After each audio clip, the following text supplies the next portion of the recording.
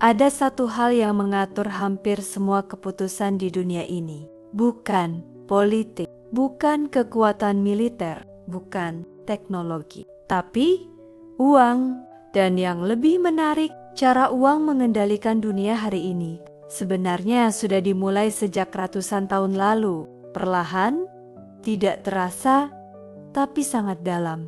Dan tanpa sadar, kita semua hidup di dalam sistem itu. Sekarang, coba lihat hidup kita. Kita bangun pagi untuk bekerja. Kita bekerja untuk mendapatkan uang. Kita menghabiskan waktu untuk mempertahankan uang. Dan hampir semua keputusan kita dipengaruhi oleh uang. Mau pindah kerja karena uang. Mau menikah, pikirkan uang.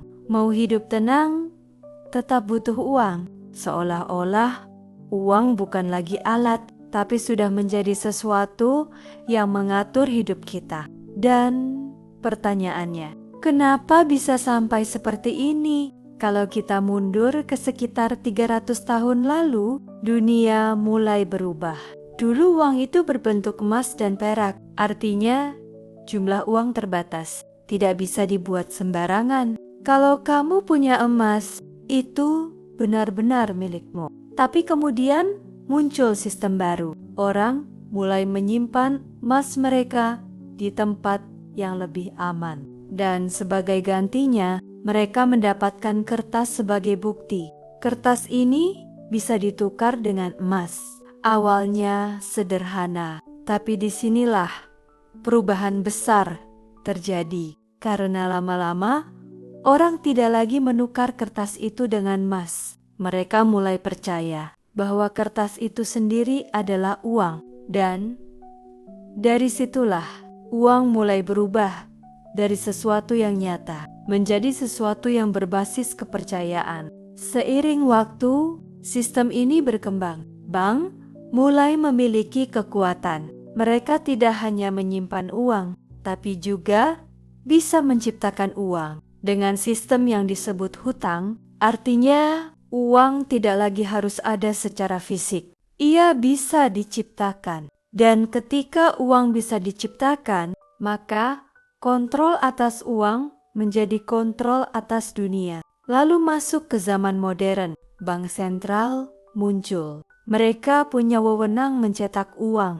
mengatur suku bunga, mengontrol sistem keuangan, dan keputusan mereka bisa mempengaruhi seluruh dunia. Inflasi naik membuat harga naik, suku bunga naik membuat ekonomi melambat. Uang dicetak membuat nilai uang turun, dan tanpa sadar, kehidupan kita ikut berubah. Bukan karena keputusan kita sendiri, tapi karena sistem yang kita tidak lihat.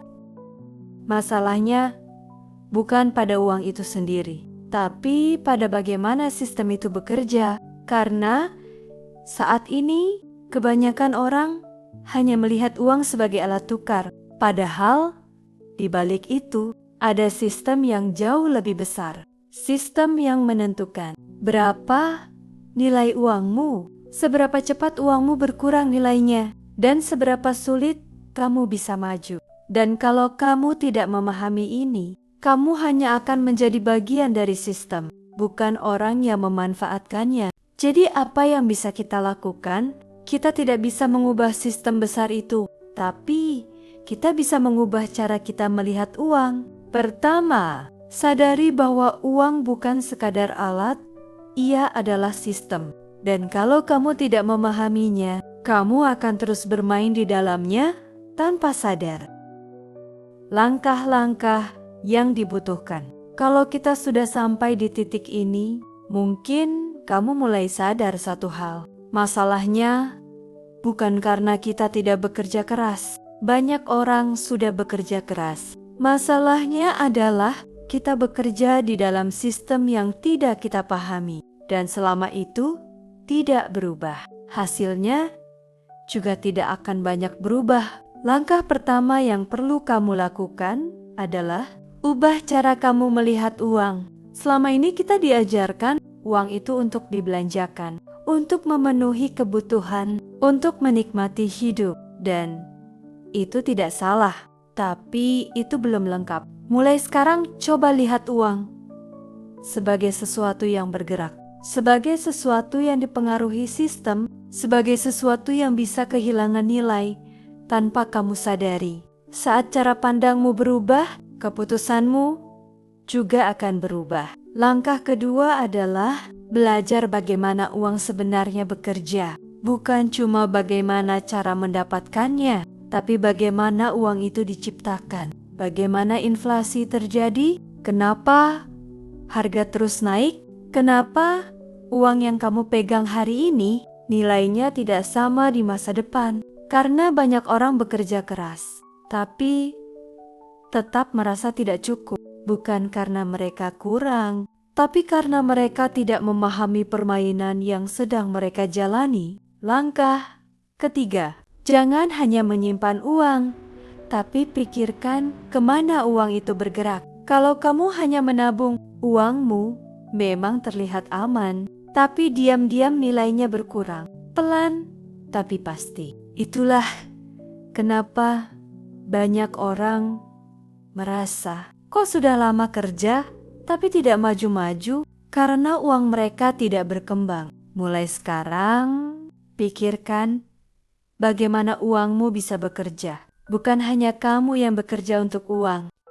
Langkah keempat, latih diri untuk berpikir jangka panjang. Sistem keuangan tidak bekerja dalam hitungan hari. Ia bekerja dalam tahun, bahkan puluhan tahun. Masalahnya, kita terbiasa ingin hasil cepat, ingin langsung terlihat, padahal perubahan besar selalu butuh waktu. Dan orang yang sabar memahami ini biasanya akan berada di posisi yang berbeda di masa depan.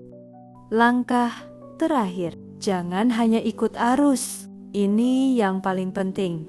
Banyak orang hanya mengikuti apa yang umum dilakukan. Kerja, dapat uang, habis, ulang lagi, tanpa pernah berhenti untuk bertanya, apakah ini satu-satunya cara? Padahal tidak, selalu ada cara lain, tapi hanya terlihat oleh mereka yang mau berpikir lebih dalam. Pada akhirnya, uang bukan hanya alat, ia adalah sistem yang membentuk cara kita hidup. Ia menentukan pilihan kita, ia mempengaruhi keputusan kita, bahkan tanpa kita sadari. Dan mungkin yang paling berbahaya bukan kekurangan uang, tapi menjalani hidup tanpa memahami bagaimana uang bekerja. Karena saat kamu tidak paham, kamu hanya akan terus bergerak, tapi tidak benar-benar maju. Kalau kamu suka pembahasan seperti ini tentang uang, sistem, dan cara berpikir yang jarang dibahas, subscribe channel ini. Karena di dunia seperti sekarang, yang paham lebih dulu akan selalu selangkah di depan. Sampai jumpa di video berikutnya.